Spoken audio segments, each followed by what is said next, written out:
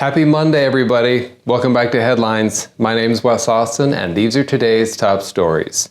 Today was the first day of the Democratic National Convention in Chicago, where Kamala Harris will outline her vision for the country, which, if you squint just a little, looks a lot like the Soviet Union, but with more homeless people.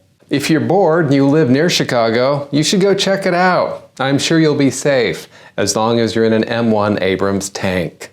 On day one, the speakers include Jill Biden, Hillary Clinton, and President Joe Biden. You know you're not the most important when your speech is scheduled while they're still figuring out how the virtual live stream works.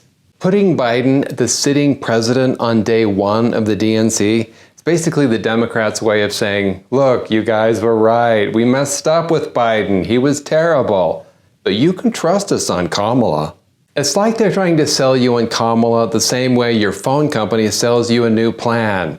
Sure, we overcharged you and slowed down your service, but this time, trust us. There will be a mobile health clinic at the Democratic National Convention in Chicago to give free vasectomies and abortions. If they're Democrats, how are they going to know which one they need? Well, hopefully they can do both procedures on the same person at the same time, just to cover their bases.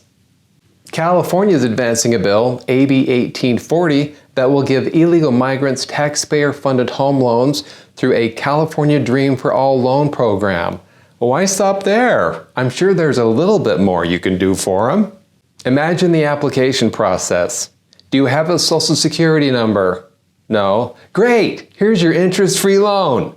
The bill passed the State Senate Appropriations Committee and now heads to the Senate floor before it lands on Governor Gavin Newsom's desk. Oh, I wonder if Newsom will sign it. So, California wants to give interest-free loans to illegal migrants. In other news, California is officially changing the state's motto to, "Why not?" Kamala Harris announced that as president, she would place a federal ban on price gouging on food and groceries. In other words, price controls. Harris has promised that the breadlines will be gender-balanced and inclusive.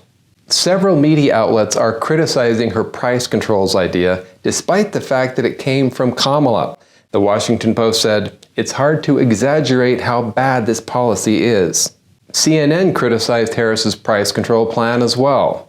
We've seen this kind of thing tried in lots of other countries before. Venezuela, Argentina, the Soviet Union. It leads to shortages. It leads to black markets, plenty of uncertainty. CNN criticized Kamala's price controls? Looks like someone at CNN accidentally talked to a real journalist. It's almost impressive. Kamala proposed a plan so bad that even the mainstream media agrees it's stupid. That's like getting a bad review from your own mom. So, if Kamala is elected president, she'll fix the price of a loaf of bread, if you can find one. According to a new House GOP report, President Biden committed impeachable conduct. Oh, really? Anyway, this report was produced from the impeachment inquiry against President Biden. For those of us not in a permanent state of denial, this latest revelation isn't exactly a plot twist.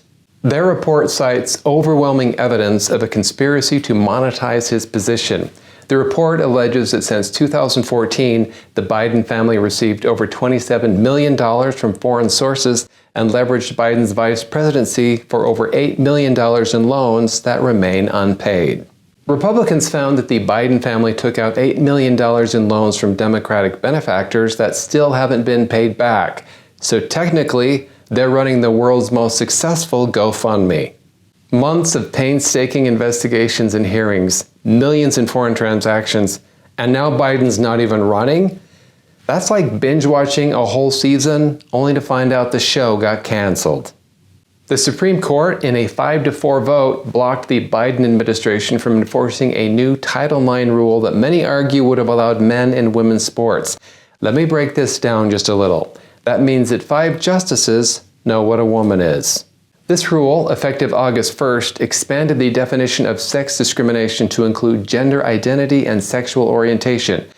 Because nothing says progress like turning our schools into the latest reality TV show, Survivor, the Locker Room Edition. The Biden-Harris administration argued it wouldn't affect women's sports, but many experts disagreed. And now, thanks to the Supreme Court's decision, that plan is temporarily on hold.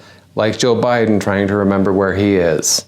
The issue is now being kicked back to the lower courts for resolution, which, in legal terms, is the equivalent of shoving the mess under your bed hoping no one notices until after the election. Thanks for watching Headlines. I'm Wes Austin. Good night.